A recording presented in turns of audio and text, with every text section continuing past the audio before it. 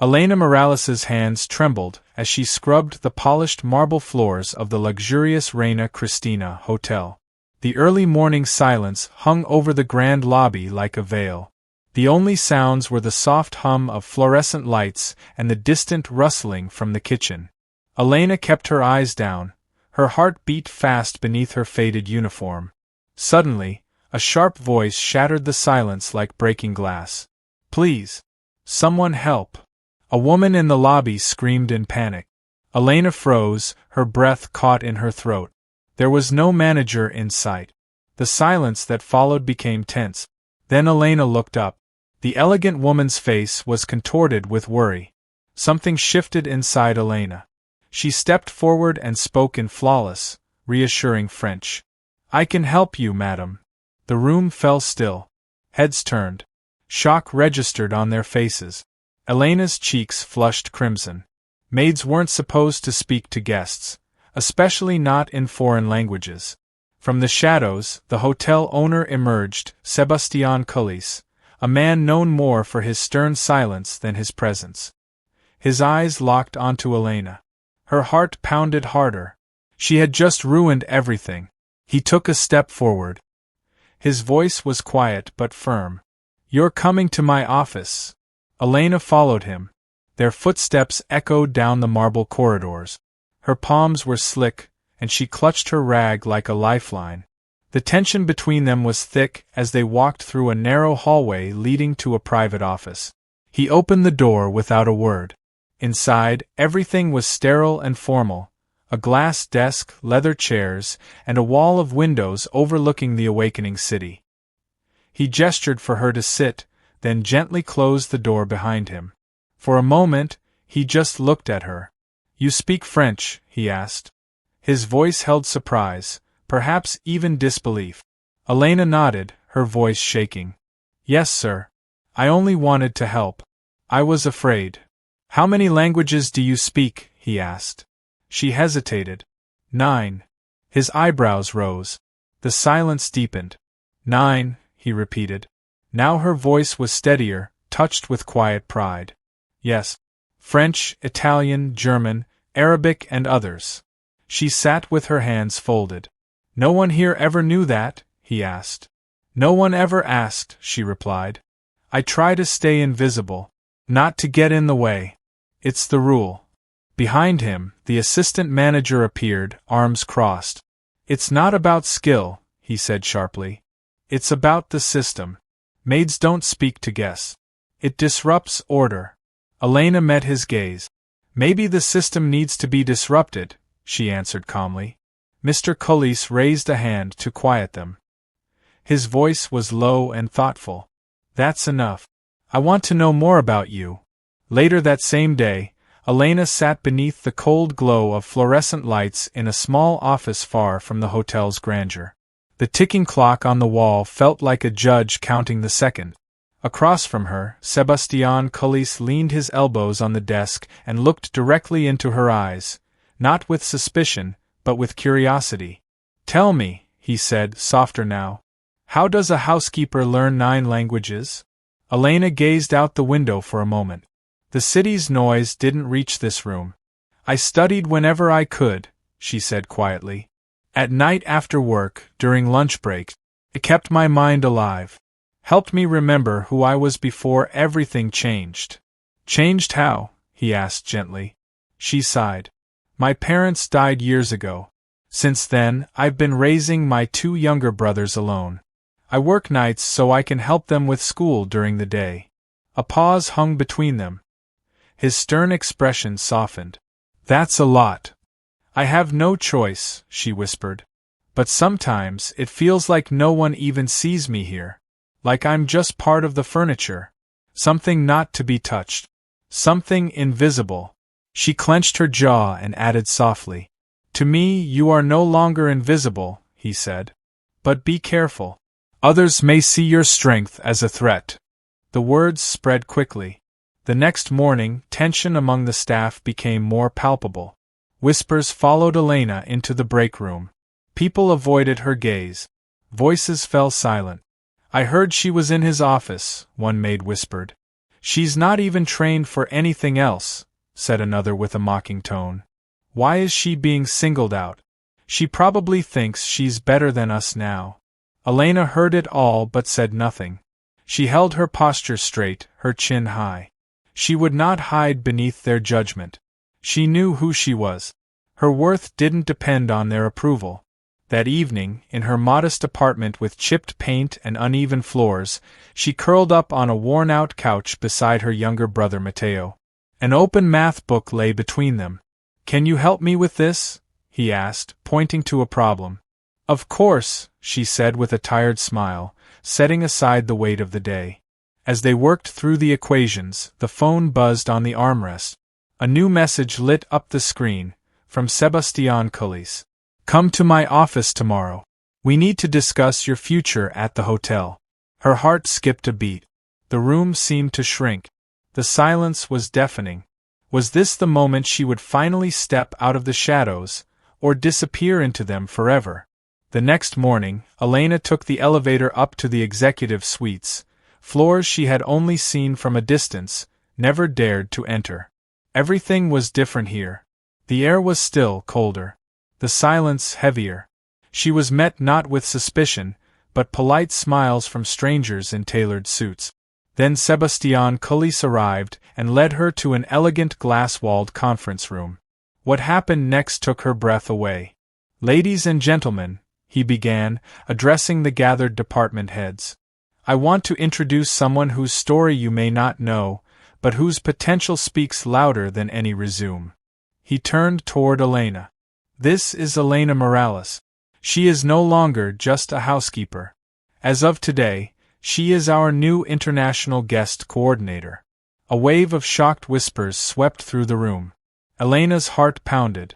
She could feel the stares, some warm, others filled with envy and resentment. After the meeting, a tall man with a shiny tie and narrowed eyes cornered her near the elevator. "From maid to management. Impressive," he said with a smile. "But you do understand how things work here, don't you? People like me don't give up power without a fight." Elena met his gaze calmly and confidently. "Then I guess I'll fight. Just not in the way you expect." His name was Gabriel Pons, a senior executive, and from that moment, he became her quiet rival. Weeks passed like the pages of a book Elena had never imagined herself in, especially not as the lead. Her days were now filled with back-to-back meetings, multilingual calls, and cultural reports for guests from around the world. She stood out, gracefully navigating expectations and demands that others struggled with. Guests praised her vision. Some colleagues even began turning to her for advice. But not everyone welcomed her rise. Beneath the polished surface, a quiet war was beginning to brew. Gabriel Pons was subtle but dangerous. Memos went missing, schedules mysteriously changed, and meetings were held without her. Worst of all were the whispers in the hallways. She was just a fluke. She didn't belong. It wouldn't last. Still, Elena kept going forward, even as the weight of isolation pressed harder on her shoulders. One afternoon, Gabriel walked into her office unannounced, wearing a smug smile. He dropped a stack of papers on her desk. "You should correct this mistake," he said coldly, "or you'll lose your job." Elena lifted the top page.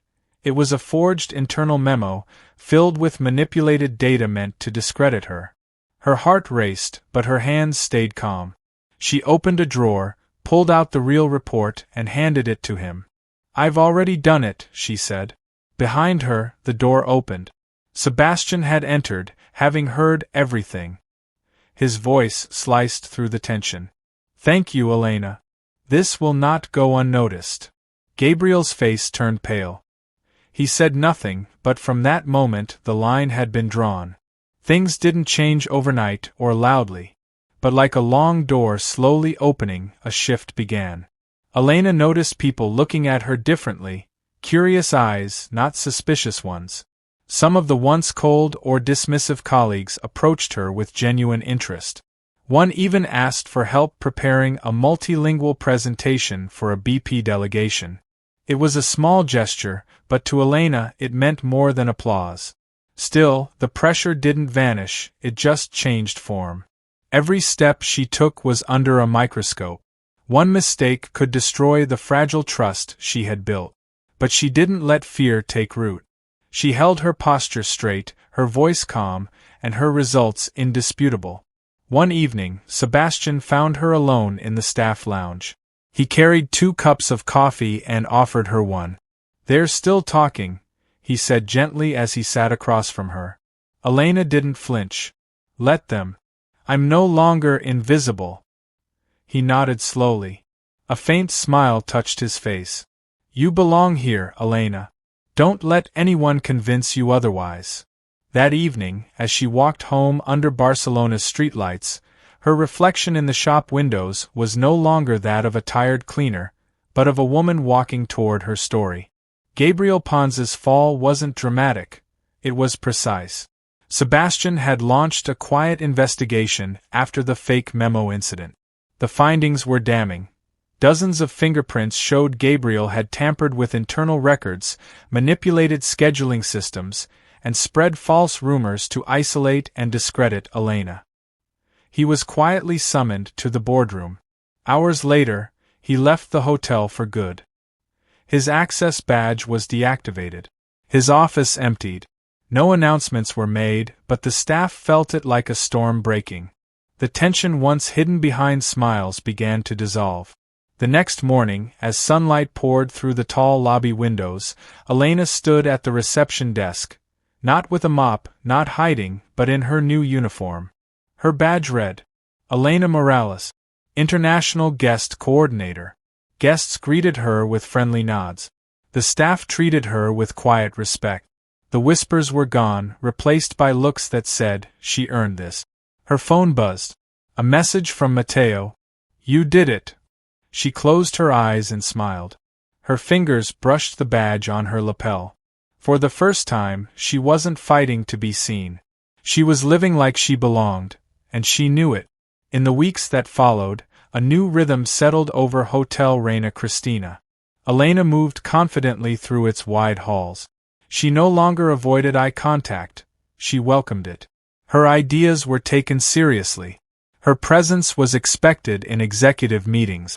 She was no longer a symbol or an exception. She was a leader. And yet, Elena knew something deeper. The greatest victory wasn't in a printed title, a badge, or a seat at a conference table.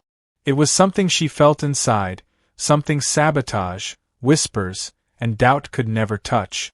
She often remembered the long nights bent over language textbooks, with aching shoulders and tired eyes, long before anyone saw her potential.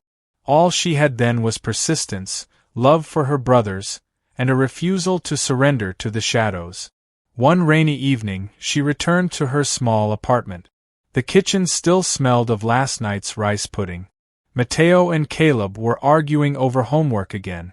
Elena laughed softly, dropped her umbrella by the door, and joined them. Let me see, she said, leaning over the math book. Caleb looked up at her. Miss Morales, the international boss, he joked with a grin. She rolled her eyes but couldn't help smiling. Only at the hotel. At home, I'm just your tired and overworked sister. And yet, even here, her voice had changed, stronger, steadier. One golden spring day, Elena stood at the top of the hotel staircase. Below, the lobby buzzed with energy. Guests returned. Porcelain cups clinked. The melody of overlapping languages played like a symphony. The marble beneath her feet, once silently scrubbed, now gleamed, reflecting how far she'd come. She rested her hand on the railing, her fingers sliding over its cool, smooth surface. It was more than stone. It was a promise that even the most overlooked among us can rise. Her story became more than just hers. It was whispered among junior staff, told with admiration to new hires. She used to clean this floor. Now she runs half the show. But Elena never let pride cloud her purpose.